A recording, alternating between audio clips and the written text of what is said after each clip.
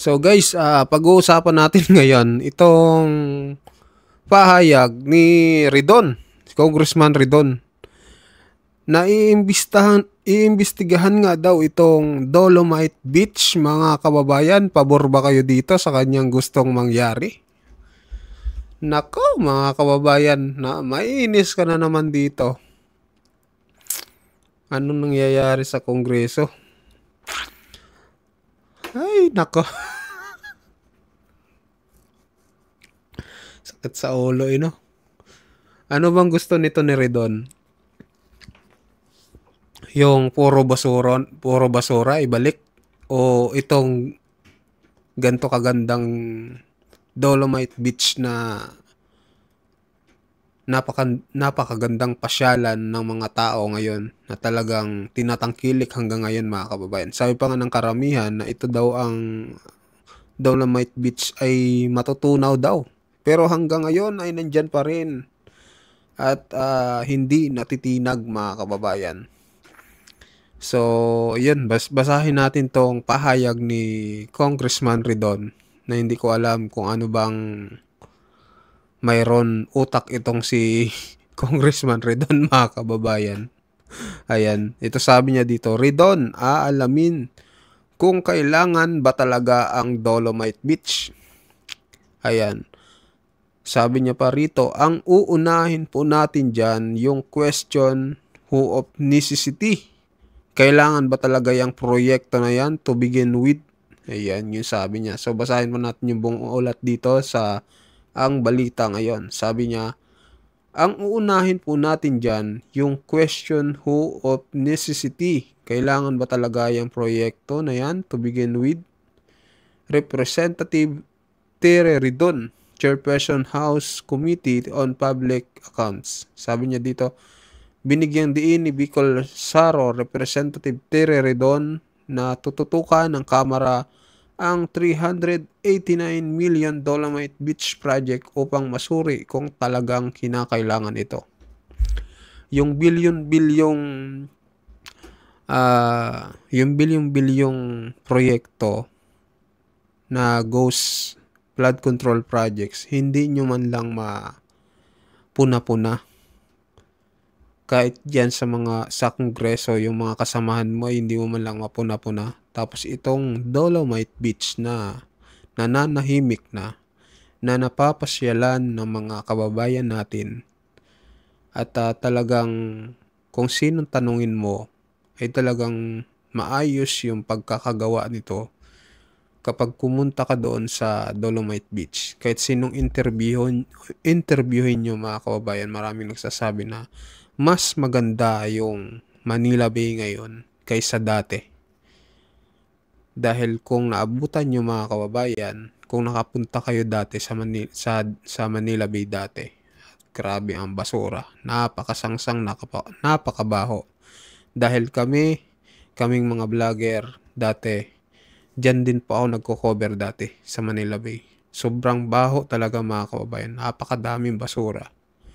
Pero nung dumating si former President Duterte, nilinis niya itong Manila Bay. Talagang winipe out niya itong mga basura dito sa Manila Bay. At nilagyan niya pa ng ganito kagandang view, itong tinatawag ng Dolomite Beach. Tapos ngayon, iimbestigahan niya, mga kababayan. Tapos na ito, mga kababayan. Hindi ko alam anong mayroong klaseng utak itong si Representative Ridon, mga kababayan. So, ayun, kayo na lang humusga dito sa gusto niya mangyari. Sabi niya pa dito, ayon kay Ridon, hindi kasama ang proyekto sa orihinal na Manila Bay Rehabilitation Plan ng Department of Economy, Planning and Development, dating NEDA. Ayan. Dagdag pa niya, dapat tanungin kung mas mainam kung sanang ginamit ang pondong ito para sa mga sewage treatment plant sa direktang makatutulong sa paglilinis ng tubig sa Manila Bay. Pumunta ka kaya ng Manila Bay, Ridon? Ang linis-linis ngayon.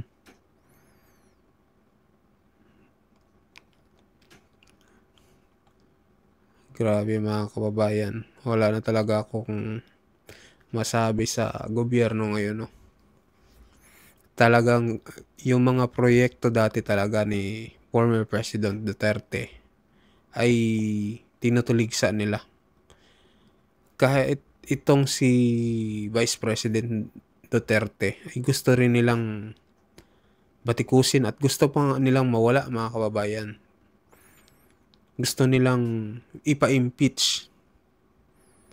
Halos lahat ng proyekto ni former President Duterte ay talagang sinisiraan nila. Kaya talagang nakakagalit itong mga nangyayaring ito. Tapos ito pa mga kababayan, may bago pang post, no, ito. Sa Ang Balita ngayon ulit, sabi niya dito, sana daw ginamit na lang sa ibang flood control projects. What? Ang flood control projects nga mga kababayan, puro ghost nga yung ginawa. Tapos sasabihin mo, puro dapat ginamit sa flood control projects. Diyos ko, Redon, anong nangyayari sa'yo?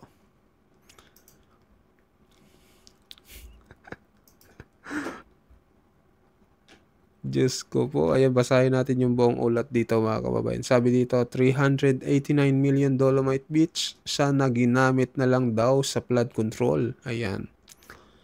Pinaiimbestigahan ni Bicol Saro Representative Tire Redon ang kontrobersyal na 389 milyong Manila Bay Dolomite Beach project na ayon sa ulat ay dapat ginamit na lang raw sa mga proyekto laban sa mga baha. Giit ni Redon, hindi nakatutulong ang Dolomite Beach sa pag-ayos ng daloy ng tubig sa Maynila. Bagkos naharangan pa umano ng ilang drainage outflow dahil para mas lumara raw ang pagbaha. Ha?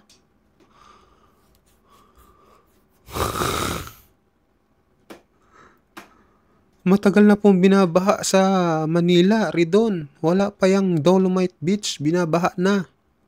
Diyos ko. Anong klaseng congressman ka po? Grabe naman to mga kababayan. Ano opinion niya dito mga kababayan sa kanyang pahayag? Tila sinisisi niya yung yung last administration mga kababayan. Talagang sinisisi nito ni Representative Redon yung mga Duterte para malihis yung mga usapin ngayon sa flood control anomaly mga kababayan. So talagang naghahanap sila ng mga diversionary tactics, no? Para malihis yung usapin sa flood control anomaly. So talagang nakakalungkot na pangyayari ito mga kababayan. Di bale mga kababayan, ilang taon na lang din naman, no? 3 years na lang. So sana si Vice President Sara Duterte ay mairaos niya itong ilang nalalabing taon. Pag nairaos niya ito, sigurado siya na yung susunod na presidente ng Pilipinas mga kababayan. So tingnan nyo mga kababayan i-search natin yung Manila Bay na sinasabi ni Redon na Manila Bay Dolomite Beach. Sinasabi niya na wala daw silbi. Manila Dolomite Beach update. Ayan. So ito ngayon, malambot na yung buhangin. 2 days kala to, 2 days ago lang.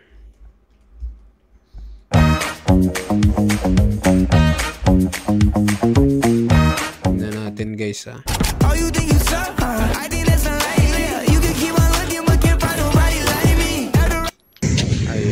So ito ngayon, malambot na yung buhangin. Ayan, Ayan, naalala ko na tuloy yung panahon ni PRRD Mabayan. Laging ganito ang Dolomite Beach, malambot. Imbestigahan mo yan, ganyan kaganda. Pala si congressman ka. Update muna tayo dito sa Yan. Ano to sa vlog po ni Camilo Limit Vlog, no? Subscribe nyo mga kababayan. Ayan. Ito po Dolomite yung Beach, na-search no? ko eh. Ito ngayon. Medyo Dolomite Beach. matagal-tagal din tayo hindi nakapag-update dito mga bayan.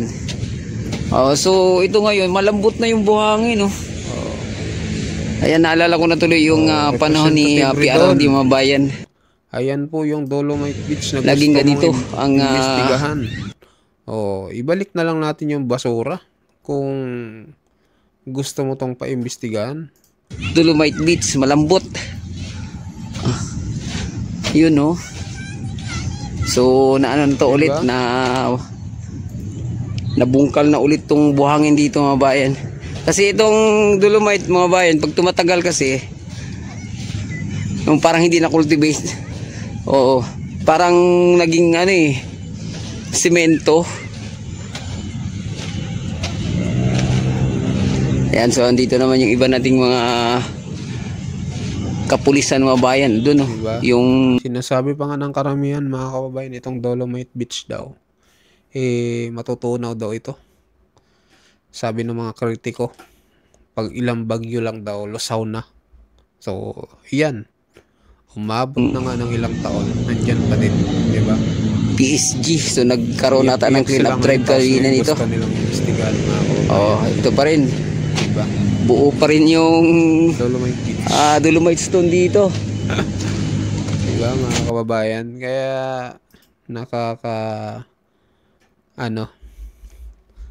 nakakagalit tong si Representative Ridon, no, sa gusto niya mangyari mga kababayan. Kayo, mag-comment kayo mga kababayan kung anong gusto nyong i-comment sa kanya. So, alam ko, karamihan sa inyo galit din kasi bakit ito yung pinagkakainteresan niya na napakaganda naman at talagang napapakanibangan ng maraming Pilipino. Di katulad ng dati, napakabaho dito. Sangsang ng amoy mga kababayan. Sobrang baho. Dati nung panahong nag-uumpisa pa lang ako mag-vlog, talagang dito araw-araw kami. Simula nung na-rehab ito, araw-araw na rin namin binablog to. Talagang nagpapasalamat kami kay former President Duterte dahil nilinis niya talaga itong Manila Bay. Ang daming bumilib sa kanya ditong mga Pilipino. Dahil yung mga namamasyal dito, hindi tumatagal talaga, napakabaho. Kaya nakapagtataka itong si Ridon na papaimbestigahan niya ito. Sinisi pa dahil ito daw ang dahilan kaya bumabaha daw sa Metro Manila.